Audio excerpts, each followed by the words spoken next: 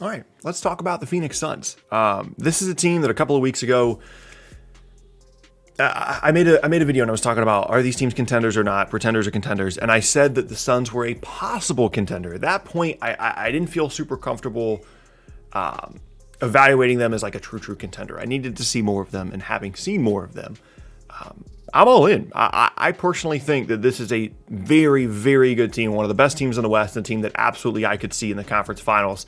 And that puts them into contender status for me personally, and that's what we're going to be talking about in the second video of the day. But really quickly, before we get started, if you enjoy content like this, then consider subscribing. I upload twice a day, every single day in this channel, so it's the most consistent NBA content on YouTube. If you're new here, by the way, what's up? My name is Tucker. You can also leave a like rating on the videos as well, and you can check me out at various socials in a Linktree link down in the description below. With those things said, let's talk about the Phoenix Suns. So, as I said a couple of weeks ago, contender-pretender video, I put them in a possible contender category, but ultimately I thought in that moment they were pretenders. But having gotten some more time to evaluate them, really look at them, to be clear, this is a team that I've been impressed with since like the second week of the season. They have this thing that it sounds so simple, but it's a real thing. Like teams like, Boston fans can attest to this. The ability to never put a bad basketball player on the court is shockingly valuable in the NBA. There are times when the Celtics have to put someone out there like Javonte Green, who's just simply like he's fine and he's out there, but you're not excited when that guy comes on the game, right? And Phoenix, from week 2, I realized it was like they're never going to put assuming they're mostly healthy, they're never going to put a guy out there that's really going to hurt them. They might not have an awesome game, but they at least belong on the court, right? But in that moment a couple of weeks ago, I didn't know if they were truly contenders or if they were just a nice story. I'm willing to put them in the contender category, and we're going to kind of go through why in this video. So right now they have a 3-game, I don't think people realize like how the West standings are kind of working out right now. Utah is ahead of everybody. They're like 3.5 games ahead of Phoenix. Phoenix is second. They're 3 full games ahead of next, which I believe is the Clippers. And then you go down to like Lakers, Nuggets, things like that. Lakers obviously sliding a little bit lately with LeBron and AD out. And so like having a 3-game lead on anybody else and second in the West is not insignificant at this point in the season, especially for a Suns team that we came into this year having expectations for, but given some of their, recent history, we didn't know if that was really going to be expectations that were going to be fulfilled. So we'll kind of talk about why the Suns are good, and then we'll go through exactly like the contender versus pretender case here. So it's pretty obvious, right? Chris Paul, Devin Booker, one of the best backcourts in the league, one of the best backcourts in the West. They just kind of do everything for this group. I mean, Devin Booker is having an all-NBA caliber season. Chris Paul, obviously, kind of runs the show and operates everything, and Booker's kind of the higher ceiling, bucket getter type guy. But also critically, and this is something that we found out in the bubble last year for Phoenix, is Devin Booker's really good, but you have to surround him with competent wings in order for your team to be really good. And once they did that and they kind of found their rhythm in the bubble last year, guys like Cam Johnson, guys like Mikal Bridges, they realized, hey, let's get competent wings around these guys and we'll be really good. And that's exactly what has happened this season. When you've got guys like Jay Crowder, you've got guys like Mikal Bridges out there doing other stuff so that Booker and Paul can just focus on playmaking and scoring and then kind of kicking the ball out to those other guys, it's going to work really well. And Chris Paul has been one of the best regular season players in the league for a very long time. He knows how to get teams to win basketball games. And, Devin Booker is one of the better scorers in the league. So that combo, of course, works.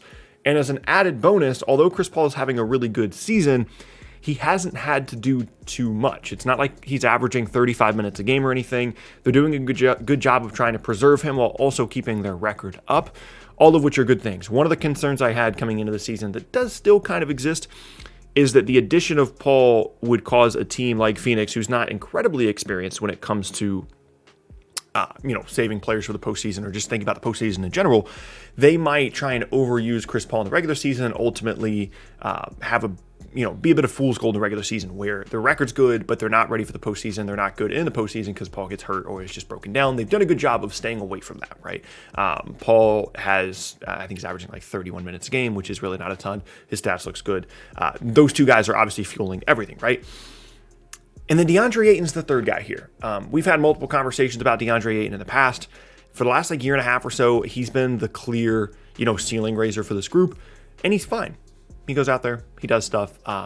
But in terms of their contender status, I do have specific things I want to address with Ayton. Speaking of that, let's go and talk about the Contenders thing. What are some boxes that you need to check to be considered a true contender? And do the Suns check those boxes? Of course, if you were listening to the intro, you know that I do think that they do, because I do think that they are contenders. So they're top 10 in offensive and defensive rating. Typically, that is kind of the entry point for being a true contender. You can't be too one-sided on one side of the ball or the other, with some exceptions for the season being a team like Brooklyn, who still is struggling defensively, but is the best offense in the league, so it hasn't really mattered. But for the Suns, I believe they're 7th in offense and 5th in defense. So they are a top 10 team on both sides of the ball in terms of their rating. We've talked in the past about how some of those numbers might be inflated or deflated depending on which team you're talking about, because there's a lot of guys missing games, protocols, it's a weird season, all that. But generally, that's kind of the starting point for being considered a contender, and the Suns pass that, check that box. They also have multiple closers and offensive focal points in Devin Booker and Chris Paul, who we spent most of the first part of the video talking about. You need to have guys that you feel fully confident in at the end of games are going to be able to create, and throughout the game are going to be able to create enough offense, especially in the postseason when things get tougher. They absolutely check both of those boxes. They have, as I said, one of the better backcourts in the entire league. And then they have plenty of depth and versatility as well, to where they can change up what they do from round to round depending on what they need to do. They can play smaller, they can play bigger.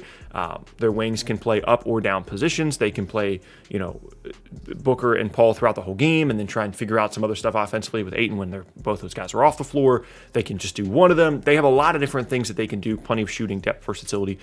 Those are kind of the three big things, honestly, for me when I'm looking at a contender and I'm trying to evaluate, okay, their record says they're a contender, but are they really one?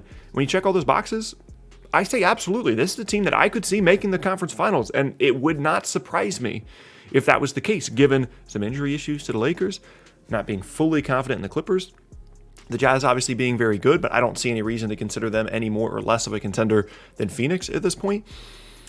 And now we got to get to the other stuff, right? So the things that worry me about the Booker-Paul combination mostly have to do with the postseason, which is where we're really going to kind of understand what this team is all about, right? Booker has basically no postseason experience unless you count what happened in the bubble last year, and Paul has a spotty record in the past in terms of either his postseason performance and or his ability to stay healthy for an entire season and then going into the postseason, especially as now he is getting much, much older. Now, that does make me nervous, but at the same time, I haven't seen any indicators this season of that being a significant issue for this group. But of course, we'll kind of figure that out when we get to the postseason. But the bigger thing that I feel like needs to be talked about here, as it relates to this roster, as it relates to their viability as actual contenders, is DeAndre Ayton. Because on one hand, if DeAndre Ayton continues to get better, levels up his game as a really good postseason player, which I think is possible, it raises the ceiling on this group in a way that could possibly put them into the conference finals and or the finals. I think it's realistic to expect that he does have that level of ceiling raising ability. However, I think it's also possible that in his first true experience with the postseason, he crumbles, he isn't that good, and that really holds them back. And most importantly, the defensive issues that he's had at times, especially at the end of games, comes back to bite him and them, and is one of the reasons they don't do as well in the postseason as I think that they possibly could. There have been games this season in the regular season where the Suns have either lost games because DeAndre Ayton cannot guard in ball screens at the end of games. Teams isolate him on switches and they take advantage of that, which is not an uncommon tactic when it comes to bigs, but when you're counting on a guy like you are in Ayton to really play a ton and start and be kind of your focal point five, it's an issue. So they've either lost games because they've kept him out there, or at the end of games they have subbed him out because he has been attacked so relentlessly in those mismatched situations, to the point where that would be something that would make me nervous. And I think that every team in the league, when it comes down to facing the Suns in the playoffs, they're going to be looking at that. How can we attack Ayton? How can we get him in as many mismatches as possible? And can we play him off the floor? That's going to be a common theme amongst a handful of bigs in the West and the East.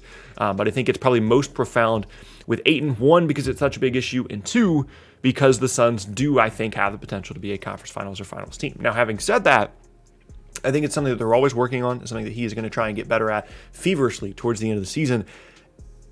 And I'm not saying he's going to completely solve it in the postseason, but I'm not necessarily nervous that's going to be something that holds them back completely. If something does hold them back, it is probably going to be that. But ultimately, I think that assuming that Chris Paul and Devin Booker are healthy and Ayton continues to improve, they're absolutely a threat. They're a team you need to pay attention to. They don't put bad basketball players on the court. They have two really, really good scorers, playmakers, and closers, and Ayton is kind of the ceiling raiser here. And as long as they can hold together defensively, They've got the versatility of all the wings. They've got the depth. They've got the shooting. I don't know what else you would want to see out of the Suns roster in the regular season to prove to you that they're a true contender. If you have doubts about them because they're the Suns, because of Chris Paul's history in the postseason, because of Devin Booker and DeAndre Ayton's lack of history in the postseason, because the Suns have not been a good team for like 5 years, that I think is all fair. But in terms of what this specific roster has shown in the regular season, I really don't have many doubts about the fact that absolutely the Phoenix Suns are a contender. But yeah, that's going to be the end of the second video of the day, and I thank you guys very much for watching. As I said in the beginning, my name is Tucker. Hope you guys enjoyed. If you did, check out more videos from me in the boxes on screen, more videos as well on the channel as a whole. You can leave a like rating. You can check me out at various socials and a link down in the description below. With all those things said, hope you guys have a fantastic rest of your day, and I will see you all next time.